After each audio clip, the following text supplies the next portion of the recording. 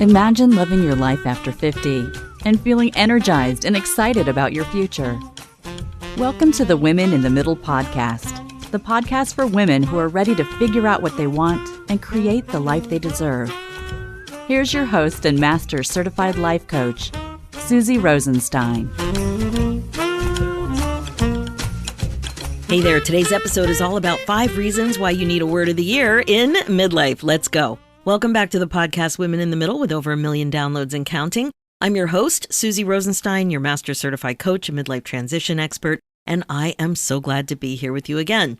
Now today, I want to coach you on another simple thing that you could do for yourself to help you be intentional.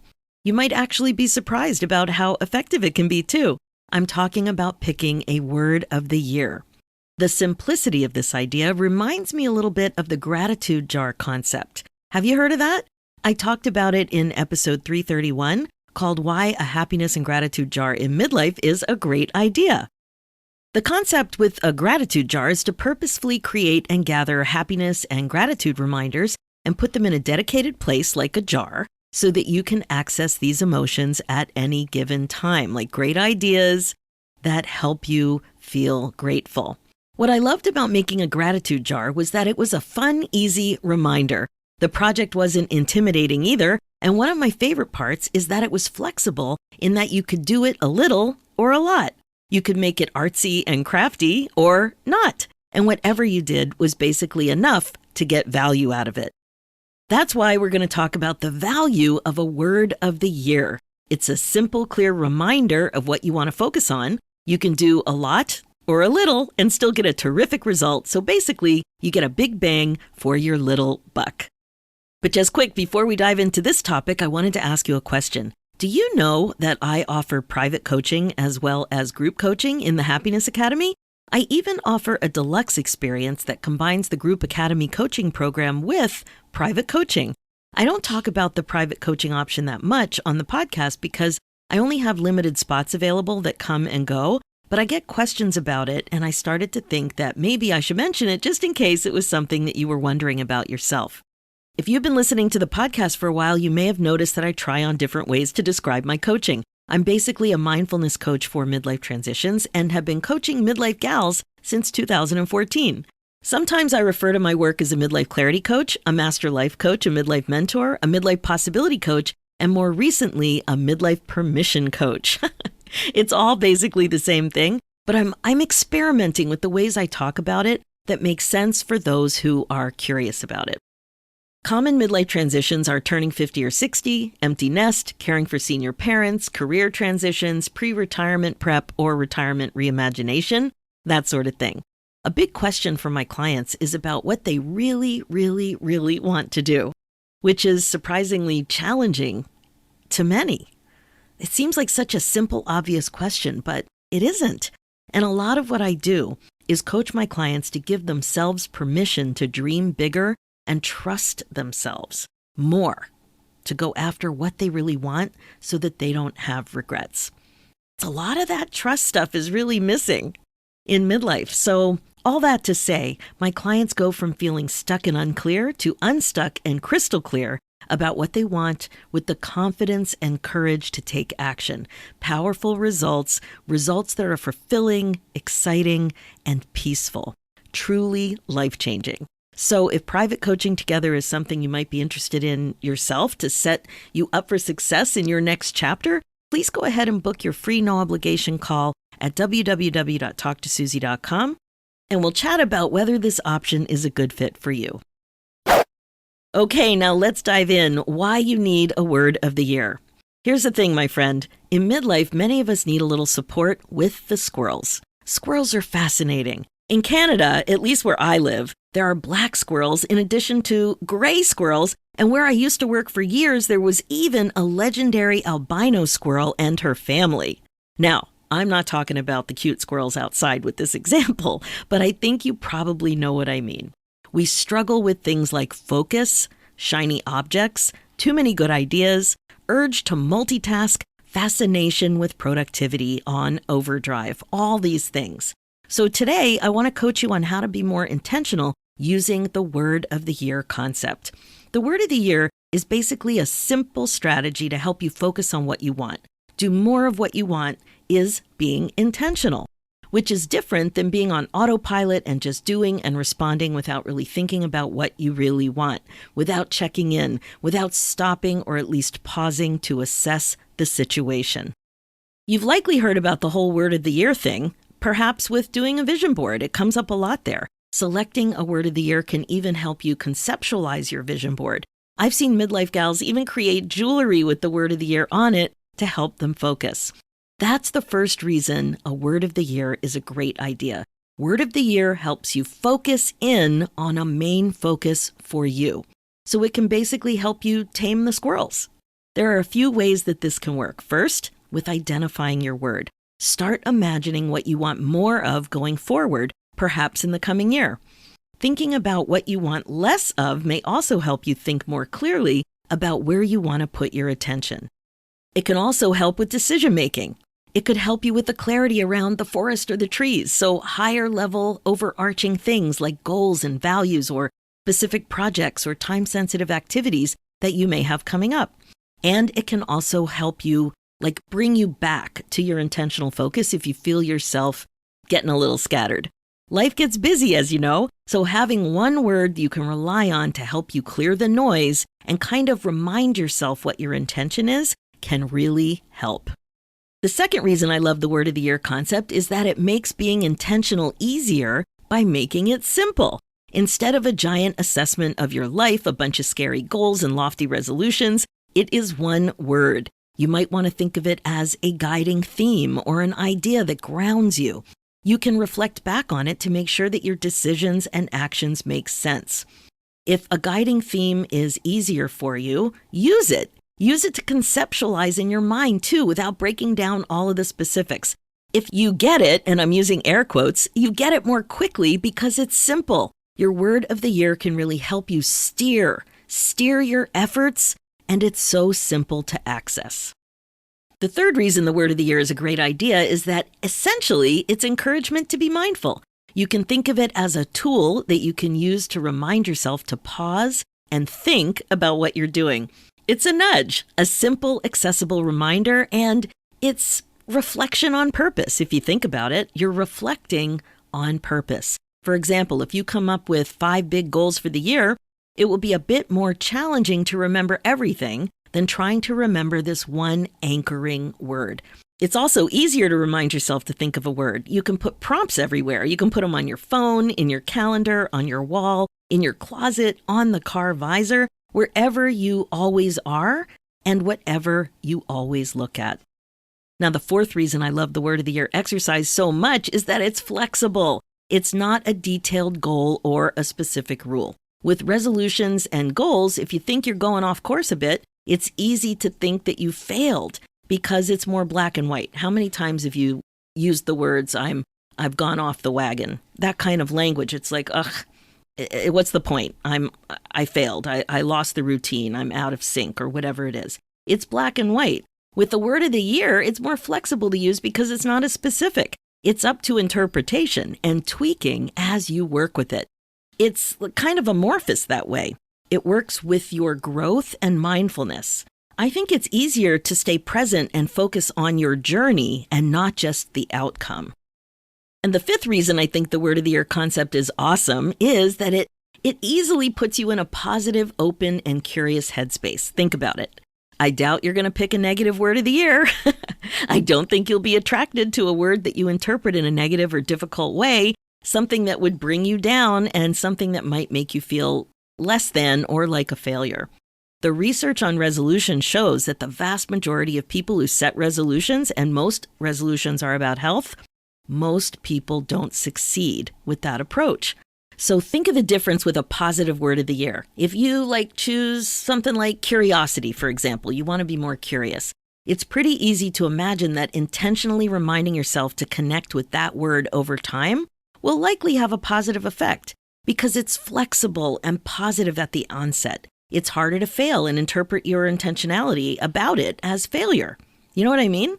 And in the end, there's likely to be less harsh judgment and maybe even more positive mindset about your word of the year. So here they are again, the 5 reasons I think it's a great idea to pick a word of the year. 1, it helps you focus in on a main focus for you.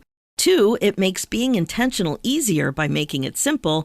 3, it's encouragement to be mindful. 4, it's flexible. It's not a detailed goal or specific rule. And 5, it easily puts you in a positive, open, and curious headspace. Now that you're on board, here are 4 simple steps to get your word of the year experience off the ground. The very first thing to do is start thinking about it.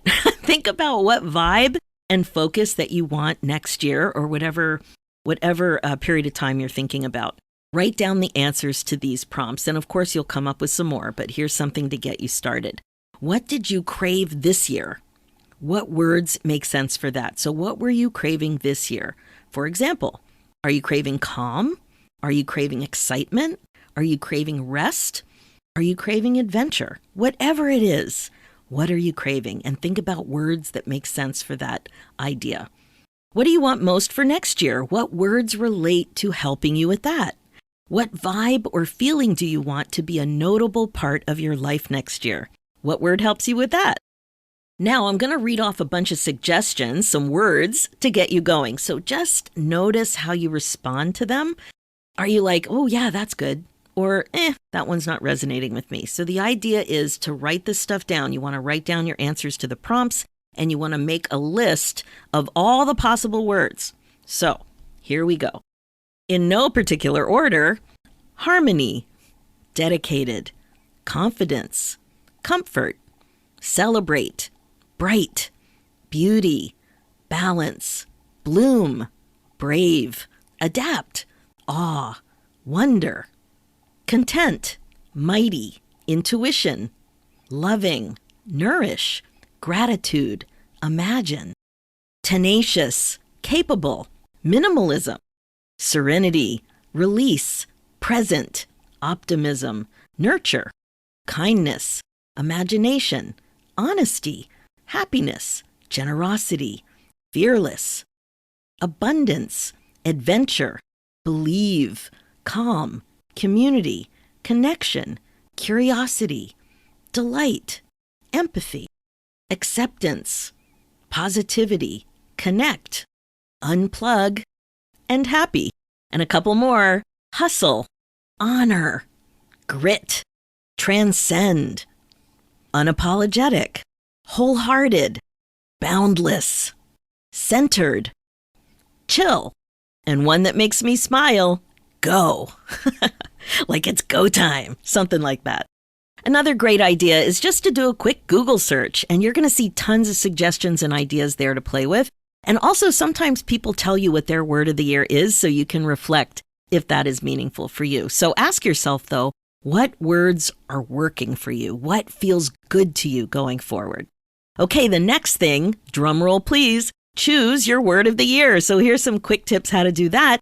Look at the list that you made, all the words that resonated, all the answers to your prompts. Look at that it's like a mini list of words that came to you from looking around and answering prompts, and then pick your top 5. And then take a look at those, and then pick your top 3. And then take a look at those and see if you can get down to your word.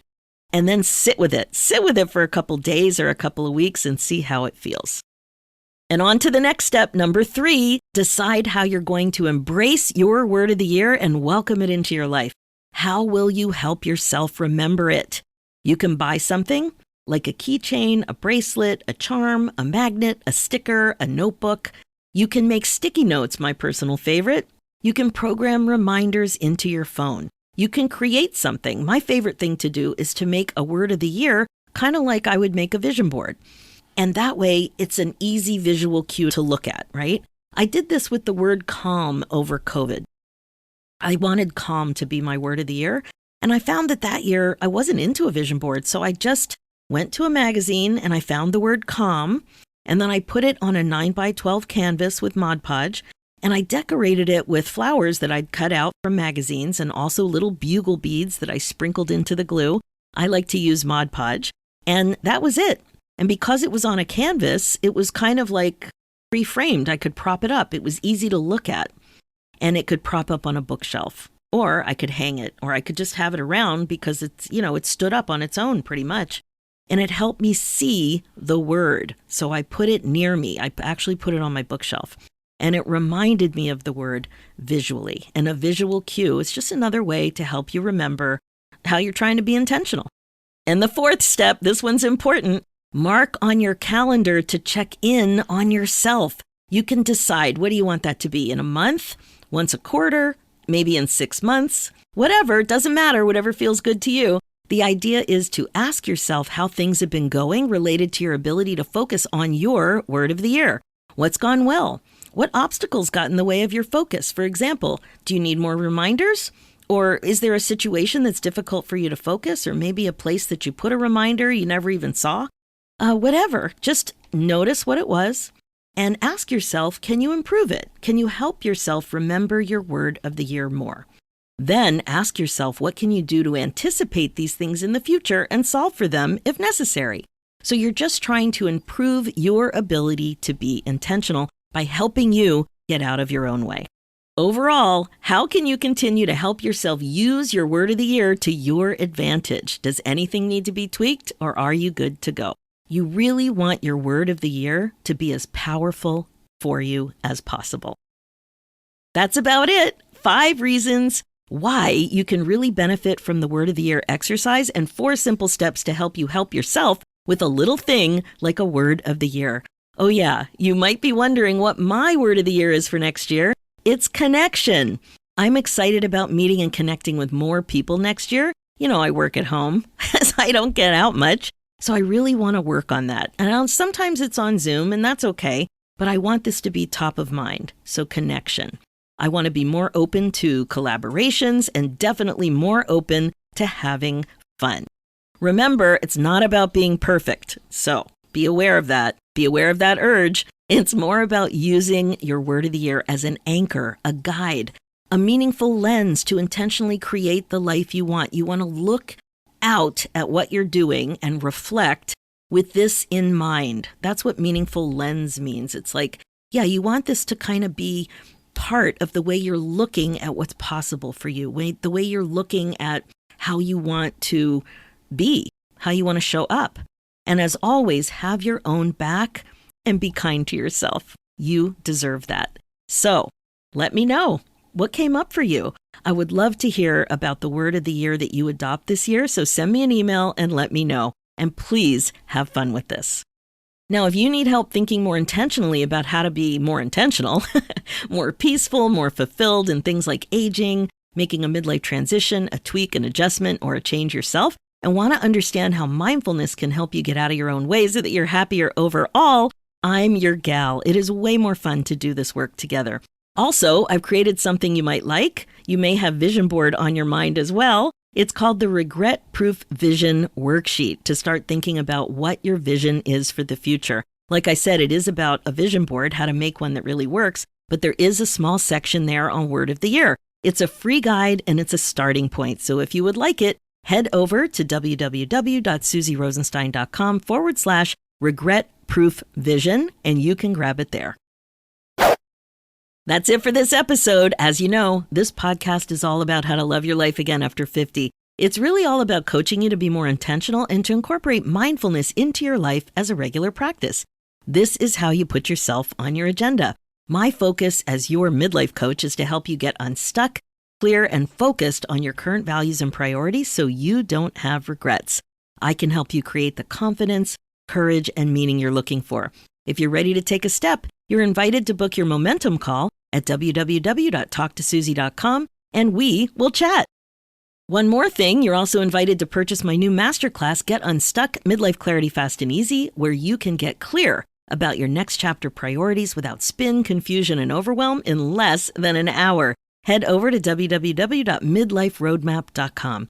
And finally, for show notes and links, head over to www.susierosenstein.com and click the podcast tab and look for episode 385. You'll also see links there for the new show, Women in the Middle Entrepreneurs.